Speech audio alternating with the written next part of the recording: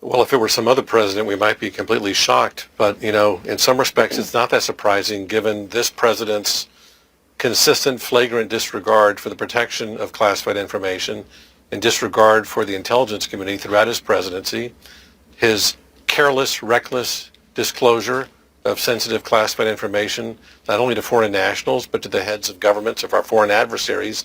And it could be said that this is just another version of that flagrant disregard and contempt. Having said that, it is nonetheless shocking to me, having overseen prosecutions of multiple defendants under provisions of the Espionage Act, to see that same statute leveled as a foundation for a search warrant executed on the home of a former president of the United States.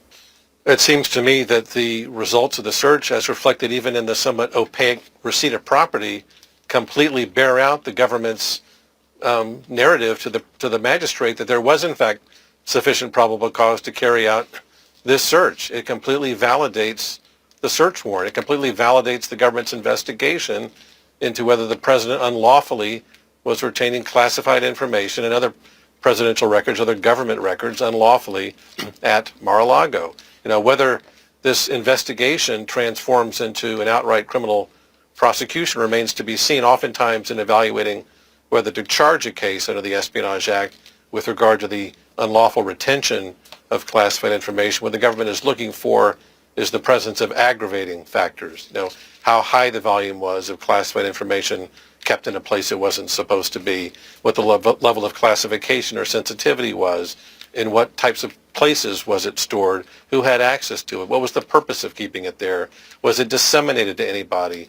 So they'll be looking at a number of factors in evaluating whether to take the next most momentous step of evaluating whether to charge the former president or somebody close to him.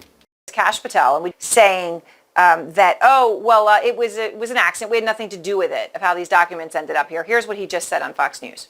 The GSA has since come out, the Government Service Administration said they mistakenly packed some boxes and moved them to Mar-a-Lago. That's not on the president. That's on the National Archives to sort that material out.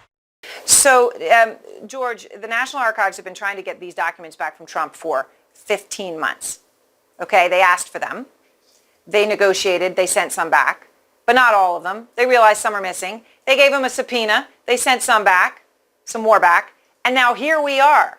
So how is it possible for anyone to argue that there wasn't some very specific, purposeful decisions made about holding these documents back? Yeah, I mean, the people who are trying to defend Trump are basically desperate. I mean, they've been making all sorts of insane arguments, arguing that the FBI planted documents, arguing that somehow, like Carmack the Magnificent, he held them to his forehead and declassified them like that. I mean, none of this makes any sense at all. I mean, he had these documents. He had them for a long time. In order to have taken them from the White House, he probably brought them up to the residence. He had no business bringing top secret SCI materials from the Situation Room or the Oval Office up to the residence. I mean, he had no business having these documents, and as soon as the archives pointed that out, every single one of them should have been returned to the government, and he didn't do that, and that falls squarely under the prohibition of Section 793 in the Espionage Act.